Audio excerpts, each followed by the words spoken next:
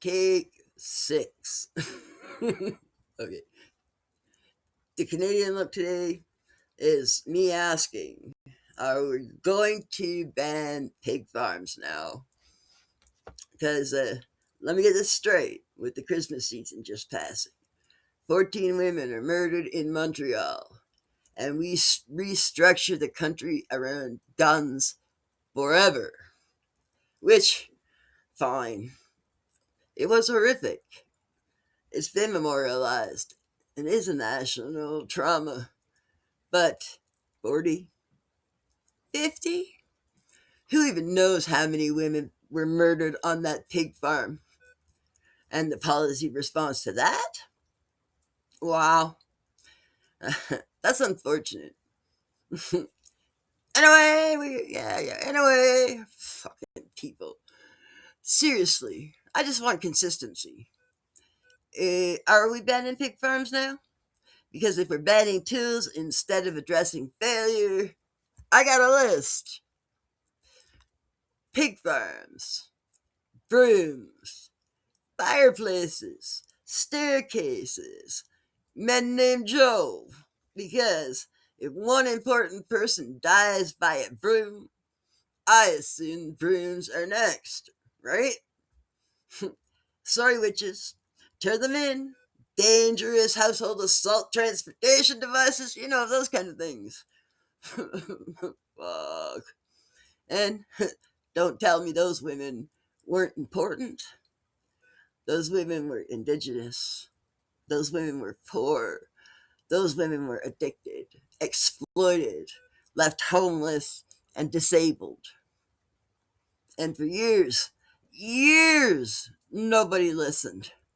Nobody listened until families begged, friends screamed, and finally, an American talk show host cared enough to put a murdered Canadian woman on television. Sally Jeffrey Friel, she did more for Vancouver Island women than the Canadian government ever has.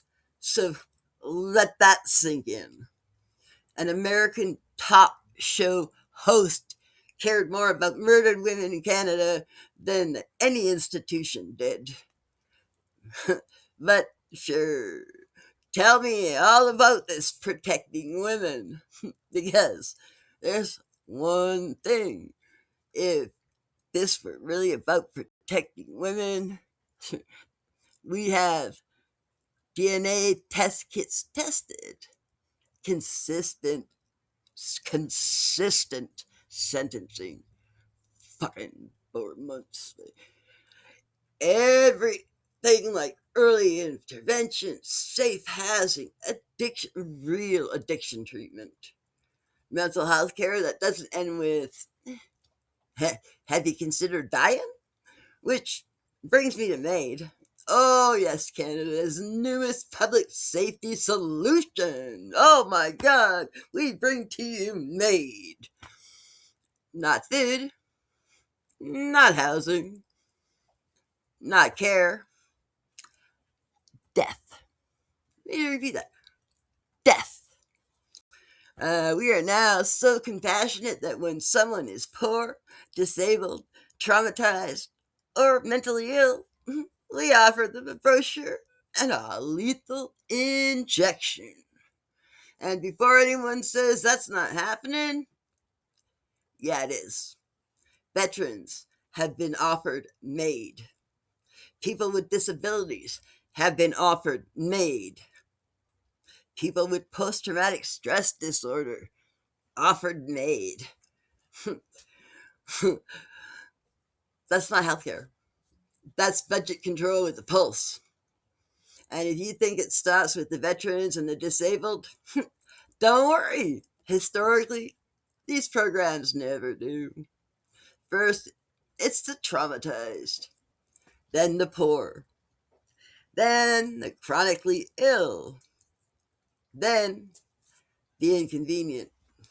After that, hey, Catholics, you're not using those churches efficiently enough. Recycle bin over there. And what happens when a country places care of duty with ideology? And though through all of this, all of it, the government looks at 22 million licensed, vetted, trained gun owners and says, "You're the problem, not the smuggling, not the violent offenders, not the institutions that ignored murdered women. No, it's hunters feeding their families, sharpshooters having a nice day, indigenous grandmothers with freezers full of meat. And we're ashamed, very ashamed.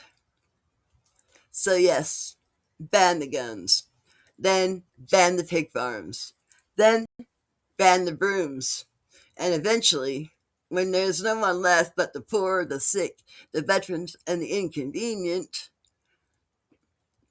there'll be no one left. No more need for Nate anymore. And you had already decided whose lives are worth protecting. And that's today's Canadian Look. I'm Laura Briggs, and that's my time.